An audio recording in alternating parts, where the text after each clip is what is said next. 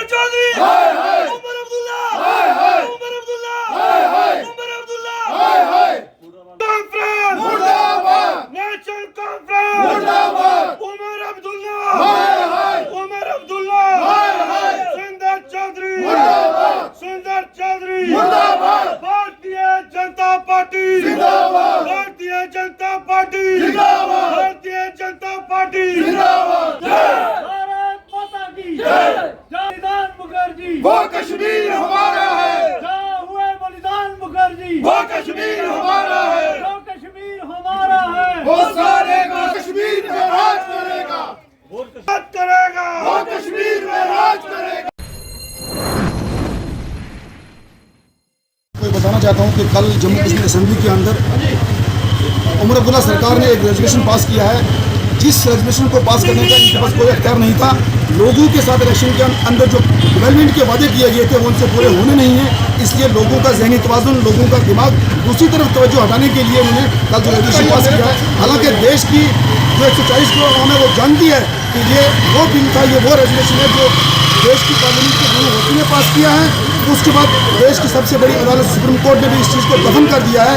दफन किए हुए मुर्दे कभी वापस नहीं आते हैं, इसलिए उन्होंने डेवलपमेंट को छोड़कर लोगों का ध्यान भटकाने के लिए ऐसे कानून पास किए हैं। मैं आपके माध्यम से ये कहना चाहता हूँ ऐसे गद्दार लोगों से, जम्मू कश्मीर की जो नालायक गवर्नमेंट से, जब तक भारतीय जनता पार्टी का एक कार्यकर्ता जिंदा है, देशद्रोही और जम्मू कश्मीर के अमन और भाईचारे और यहाँ की डेवलपमेंट के खिलाफ जो आप कानून लाओगे, रेजोल्यूशन पास करोगे, हम उसकी कड़े अल्फाजों में मजम्मत करेंगे और कभी भी ऐसा कानून आपको पास करने की इजाजत नहीं देंगे। शुक्रिया, जय हिंद।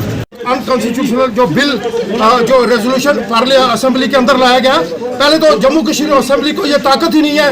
जो बिल पार्लियामेंट के दोनों हिस्सों ने पास किया हुआ है और जो बिल जिसके ऊपर सुप्रीम कोर्ट ने अपनी मोहर लगा दी है, उसको यहाँ पर ला सके और उस पर डिस्कशन कर सके। मैं समझता हूँ जो बिल अगर कहीं पेश होता है उसकी बिल के ऊपर बहस होती है, उस पर चर्चा होती है, डिस्कशन होती है। इन्होंने एक दादागिरी करते हुए कल इस रेजोल्यूशन को पास किया जो एक अनकॉन्स्टिट्यूशनल है, जो इनको अख्तियार में नहीं है।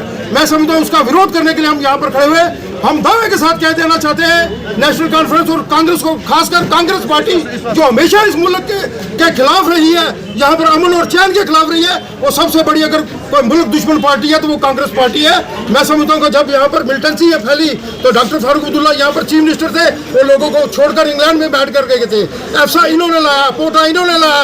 जितने अगर 40,000 लोग 2014 से पहले यहाँ पर शहीद हुए तो उसका जिम्मेवार नेशनल कॉन्फ्रेंस है। लोगों का, आम सिविलियन का कत्ल किया गया।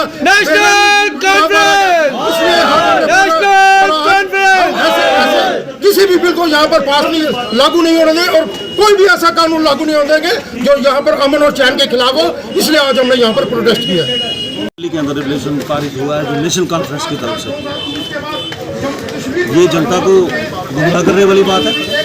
जो मैनिफेस्टो में नेशनल कॉन्फ्रेंस ने बताया, देश की तरक्की के उन्होंने वादे किए, स्टेट की तरक्की के, उनसे तरक्की नहीं हो पाएगी, इसलिए उन्होंने रेवोल्यूशन लाकर जनता को गुमराह कर रहे हैं। वो देखिए स्टेट के अंदर पत्थरबाज खत्म हो चुके हैं, मिलिटेंसी बिल्कुल खत्म हो चुकी है। स्टेट जो है 70 साल के बाद तरक्की राह की ओर चलने वाला था, जो यूथ जो है वो तरक्की की ओर जा रहा था। स्टेट हमारी इस वक्त स्टेट जो हिंदुस्तान के अंदर जो हमारी स्टेट थी वो कहीं ना कहीं पीक पर जाने की तरफ थी, लेकिन नेशनल कॉन्फ्रेंस रेवोल्यूशन लाकर पूरा का पूरा ध्यान जो जनता का जो है वो इस मुद्दे की तरफ लाया, 370 की तरफ लाया। ये बहुत गलत बात है। मैं मुबारक देता हूँ उमर साहब को नोटंकी करने में। उमर साहब, सुंदर चौधरी, नेशनल कॉन्फ्रेंस नोटंकी करने में 70 साल तक नंबर 1 रही है, आज भी नोटंकी करने में नंबर 1 है, जनता को गुमराह कर रही है। लेकिन जब तक भारतीय जनता पार्टी का एक वर्कर मौजूद है, जिंदा है, 370 35 है, कुछ भी हो जाए वो स्टेट के अंदर कभी लागू नहीं होगा। मेरे आपके माध्यम से अपील रहेगी जनता को कि जिस तरह नेशनल कॉन्फ्रेंस गुमराह कर रही है स्टेट के अंदर लोगों को, ऐसा मत करें। फिर कोई कश्मीर बनाने की कोशिश कर रहे जो कश्मीर आज से 10 साल पहले था। मिलिटेंसी, कत्लो गारत, बेरोजगारी, पत्थरबाजी, जिससे पूरी स्टेट धुआं थी। लेकिन मैं जनता से अपील करूंगा, इनकी बातें ना सुनकर आपने इनको वोट देके भी गलती की है।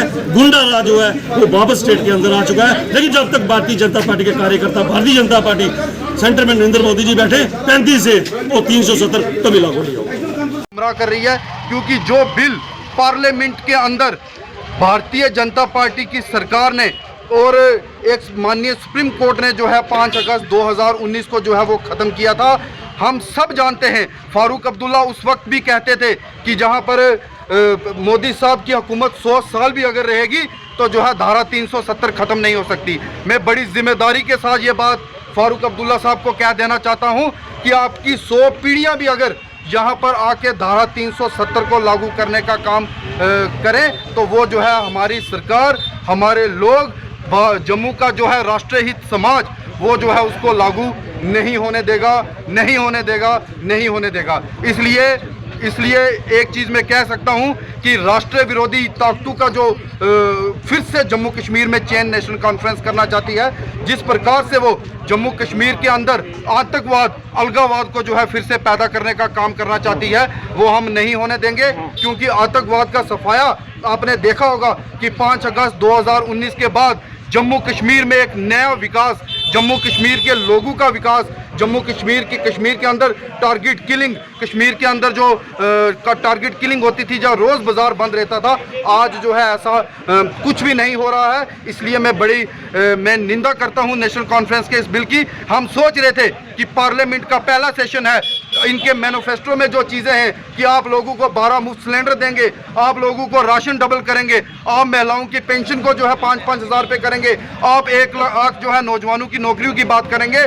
बजाय उसके इन्होंने लोगों को बेवकूफ़ बनाने के लिए जो है इस बिल को कल ले आए कि इसी के ऊपर जो है हंगामा किया जाए और लोगों के जो मुद्दे हैं वो वहाँ पर रह जाएं। मैं कहूँगा कि माननीय मुख्यमंत्री उमर अब्दुल्ला साहब को कि आप लोगों की बात करें। अगर आप देश विरोध के हक में कोई बिल लाएंगे तो भारतीय जनता पार्टी का एक राष्ट्रवादी योद्धा उसको कभी पास नहीं होने देगा।